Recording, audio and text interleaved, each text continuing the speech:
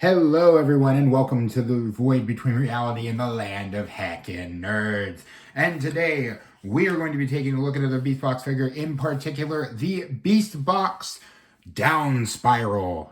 And, yeah, I got a couple Beastbox figures from Prime Deal Days. And of all the Beastbox figures I have right now, this guy is very much my favorite of the five I currently have right now, and you'll be seeing the other two shortly.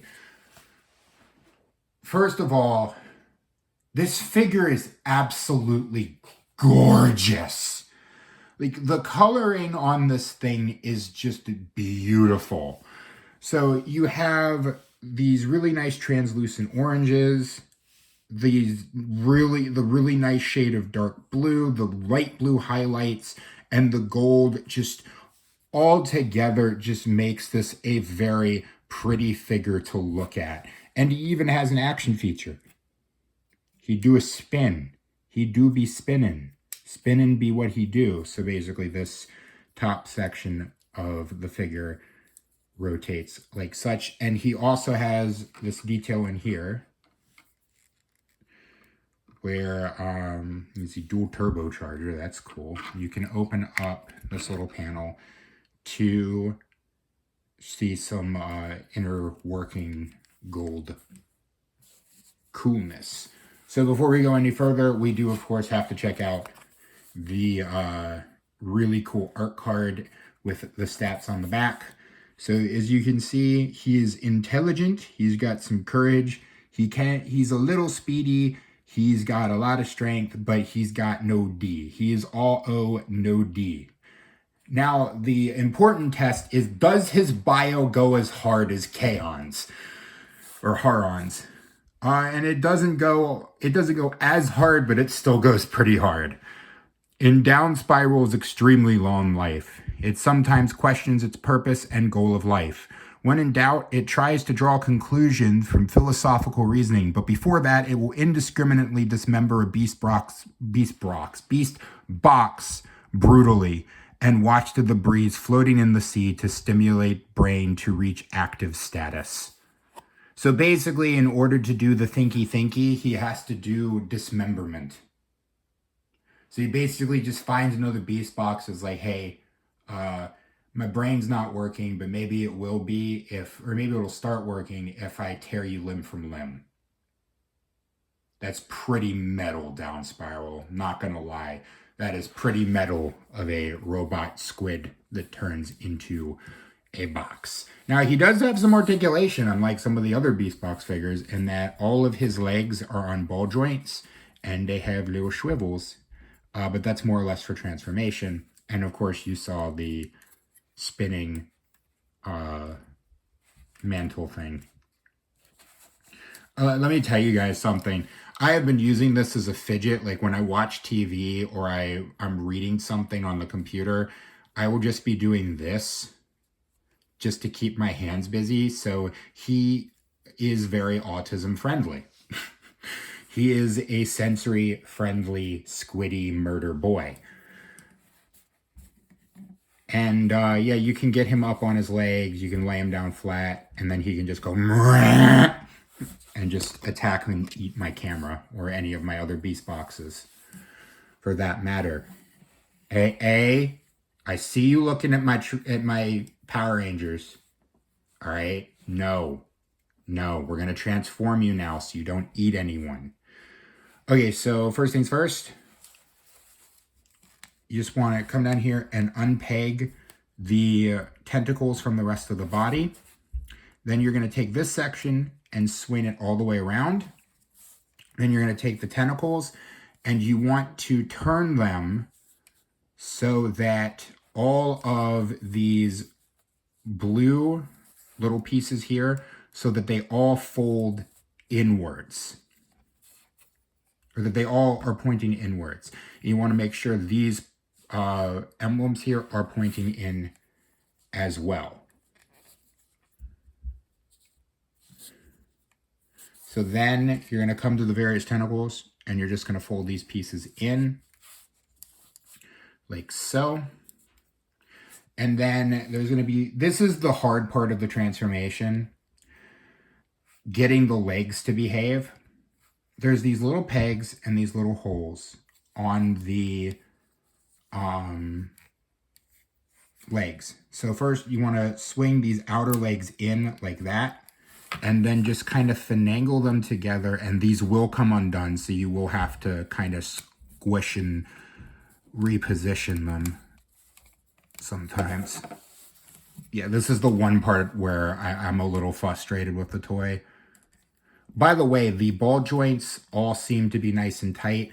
I'm starting to wonder if, and I'm going to double check this just to make sure, that my other toys were older, and maybe that's why the ball joints weren't all that great tolerance wise, and you know, constant popping. There is some popping with ball joint popping with this toy, but it can be mitigated if you know what you're doing. Come on. Like I said, it is a little difficult to get the legs to want to behave.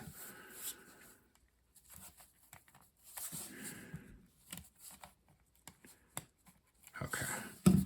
And I probably will have to reposition these at some point, but that's just to be expected. Next thing you're going to do, you're going to come up to the body, and you're going to unpeg this section. Oh, actually first, before you do that, you're going to come up here, and you're going to unpeg all of these, and then split that portion open. You're going to take these top little bits, and there's a peg here, hole there, and you're just going to peg those into place as such, and then turn this so that these two sections are facing down or out. Then you're going to take these, peg here, and there's a hole there right above the orange piece, and you're just going to slot those into place. Then you're going to unpeg this section. You're going to fold this section back so it's flush again towards the rest of the body. Hole here, peg there, and just, actually no, you just have to kind of finagle it to get it into position. Then you're going to take the legs, and I swear they will unpeg. So sometimes it's just better just to have these two legs pegged in as best as you can, and then just peg the third leg in later. And you're just going to kind of squeeze these down so that the center of the middle tentacle, slot there, peg there. Oops, sorry, couldn't really see that. Slot there, peg there. And just kind of finagle them so they're flush. And then you can take the other leg and just bring it in as such. Same on the other side. And then just kind of push everything in so that it's nice and squished together. And there you go. There you have Mr. Downspiral in his box mode.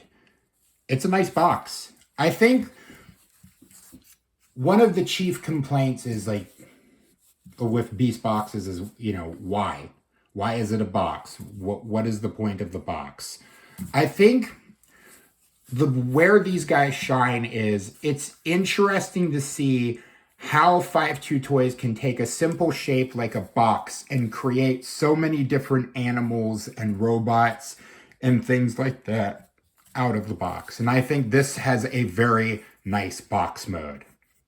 There's a lot of really good detailing. Like I said, the gold mixed with the light blue and the dark blue just looks great. And of course, you can bring in his box charger, and you can just slide him into said charger, close it up, and he can then do what I think is where the toy line shines.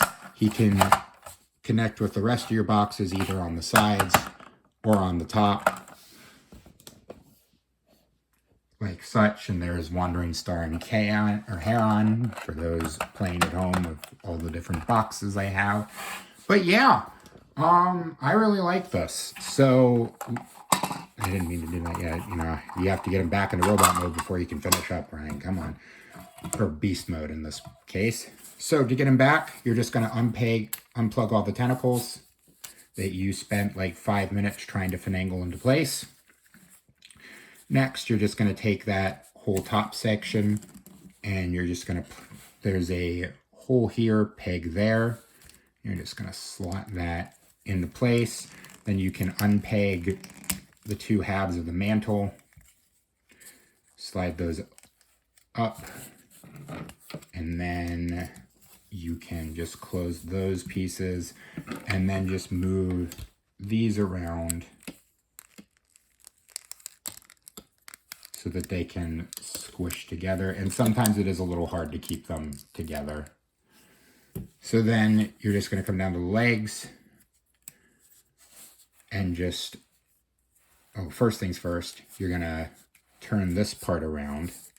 Then you can turn these parts around, or the legs around, and fold out the ends of the tentacles. Like so. Just make sure those blue little pieces are pointing up. And then you just take the body and connect it to the tentacles. And there you go. There you have Downspiral in his beast mode. And yeah, this is a great figure. I highly recommend this one. This is absolutely my favorite of the 5 that I have right now, just because it is just a gorgeous, gorgeous figure to look at.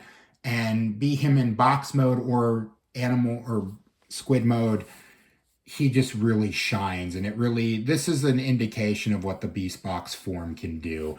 5-2 Toys did a really good job with this guy. And again, 5-2 Toys, if you are watching, would really love to work with you guys. If you want to help a new up-and-coming toy content creator and want some more publicity at the same time, I would absolutely love to work with you guys. I think what you're doing is really cool. And the company, again, just as a reminder, this company has only been around since 2015. So they're a fairly young company. And yeah, next year's their 10th anniversary. So for something that's been around only around 10 years, they've done a good job. You know, I've had my qualms with some of the other figures.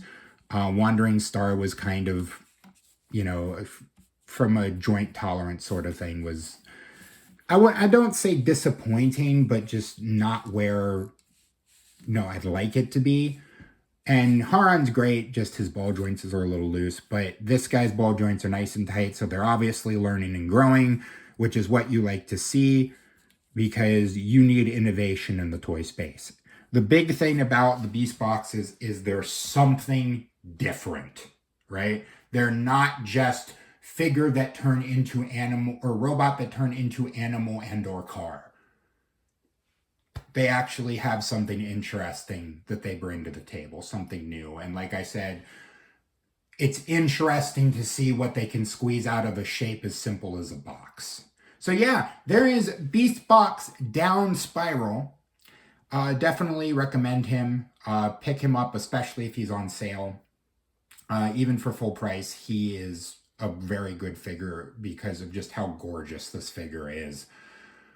And yeah, I'm asking you to like, comment, and subscribe. Check out all my links down below so you can find all the places you can find me and support me. And yeah, just a reminder that growing old is mandatory. Growing up is optional. Be curious, be playful, and above all else, be kind. And I will see you next time.